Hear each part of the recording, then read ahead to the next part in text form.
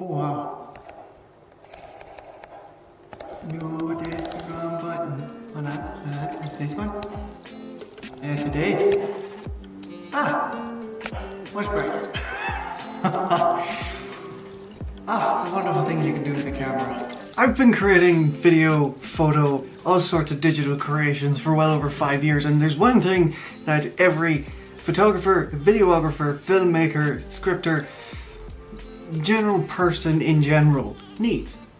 A camera. Now, you might be thinking, I have a phone. I have the new iPhone 74G, whatever the hell it is, and it has a pretty good, decent quality camera. That may be true, but it doesn't have a lot of the gizmos and doohickeys that general cameras have that give it that a bit more oomph to its ability. Also, the likelihood is if you're watching this video and you've read the title, then you're not going to want to use a camera for your vlogs or for your videos and stuff like that.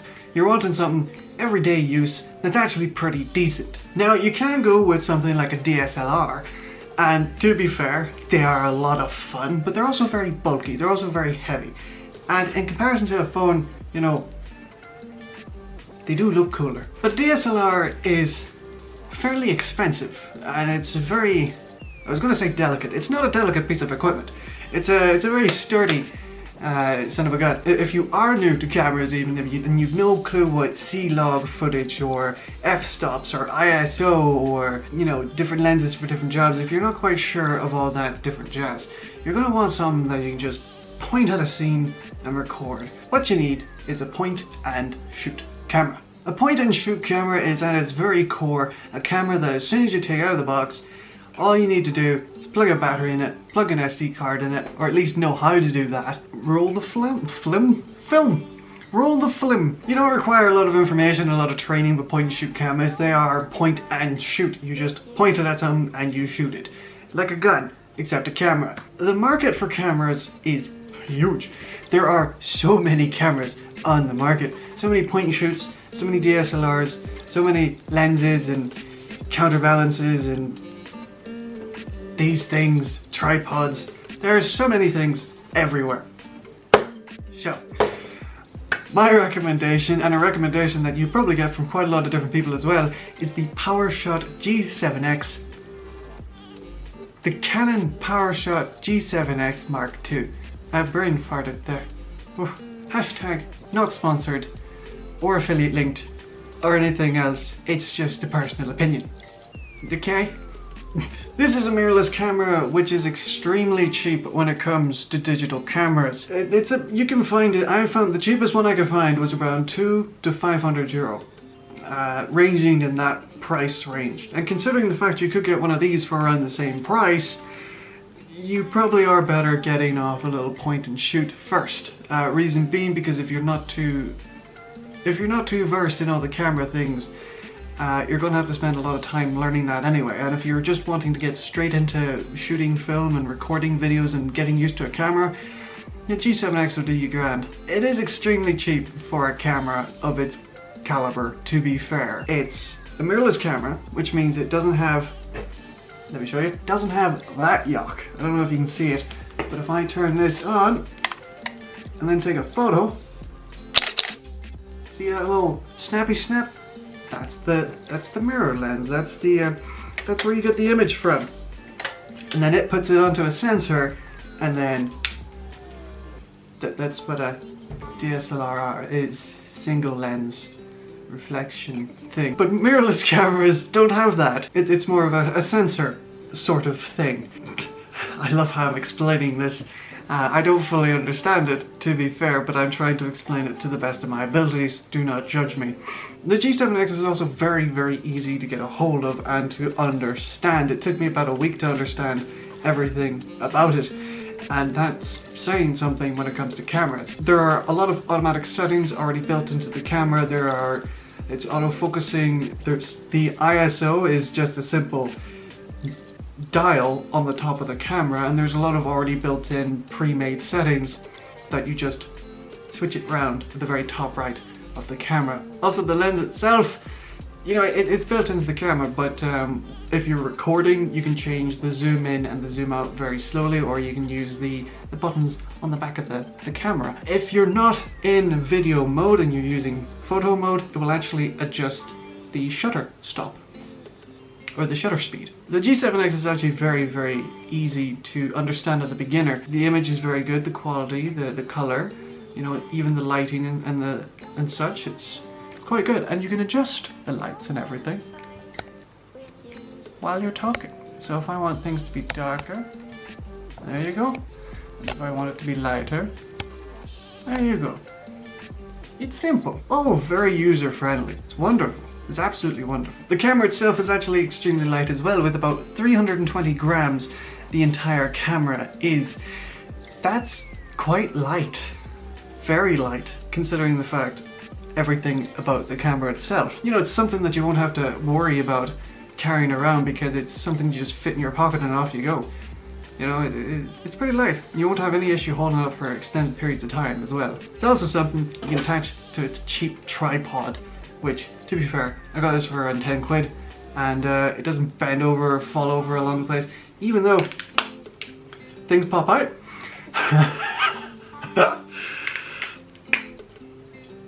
With the G7X, it doesn't do that, because it's not heavy enough to cause that kind of disaster.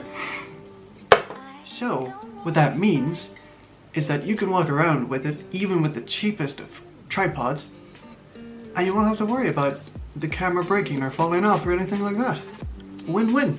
If I use something like this, however, it would definitely break the camera. The last thing about the G7X that I'll just say as a pro is, of course, the touchscreen. The touchscreen which actually folds out, or up. Folds up, which of course, if you're looking at the lens of the camera, right above it, you'll be able to see the screen, thankfully, and it can fold back down, and it tilts as well. Now for some of the cons of the camera, because I got some beef with this camera too. There's a 20-minute time limit on videos. So if you're recording things for longer than 20 minutes and you're wanting to sync them up, you have to do that in post-processing, which takes more time than it should. There are time limits on, recording limits on most cameras, most commercial cameras. I'm not quite sure why that is, but it's just the way things are. The other thing is the audio is still fairly decent, but there's no microphone port. Microphone.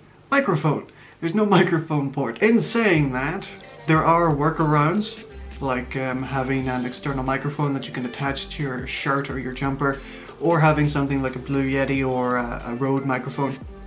But if you're on the go and you're worried about audio, the G7X has a decent audio. You know, this is the audio from the camera itself. The entire video is being shot from the G7X, just to prove a point that it is fairly decent. But like I said, this can be remedied with an external source if you need that to be the case. Of course, like most other cameras, the G7X works fairly decently in cold and wet weather, and in hot weather as well. I've never had the camera ever stop working on me whilst in rain, sunshine, or extreme cold. And I've had this camera out in like minus 40 degrees Celsius, and it works perfectly. But if you drop it in a pond, it's probably fucked. So don't go out of your way to try and damage the camera. Of course, the more you watch YouTube, the more you will find that people who know quite a lot about cameras and are in the public eye, that's the word, quite a few people are using the G7X and the G7X models. A lot of people from PewDiePie, Casey Neistat, Zoella Tomska, Joey Graceffa, Roman Atwood, and more use the G7X or have used the G7X model in the past. And that's something to say for the camera itself. If people who have access to much more expensive and dearer equipment and much more advanced equipment are able to come back and just have a look at the G7X and say, I'm gonna use this for a while for my daily purposes.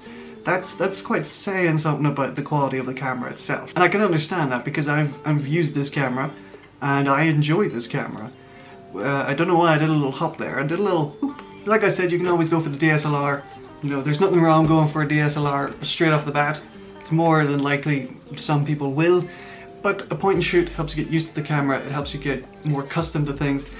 And also, You know, if you're going to use a DSLR straight off the bat, it's like using a... The hell, computer?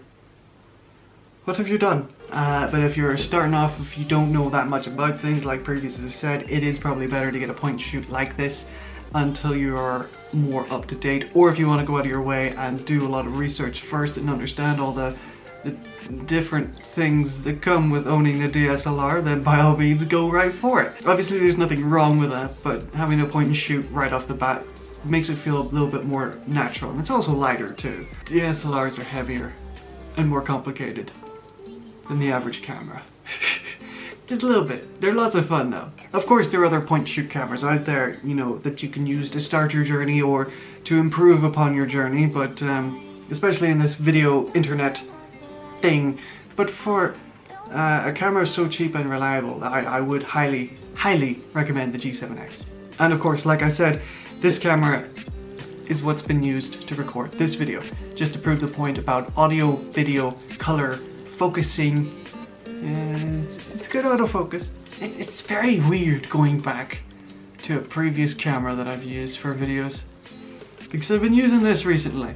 Ever since I got this, I've been using this. It's very weird going back to this camera. It reminds me of my oldie YouTube days back in the gaming scene. Oof, I feel like such an old fart. Whatever camera you choose, I wish you the best of luck in your creating endeavors, and I will see you in the next one. Good luck, guys.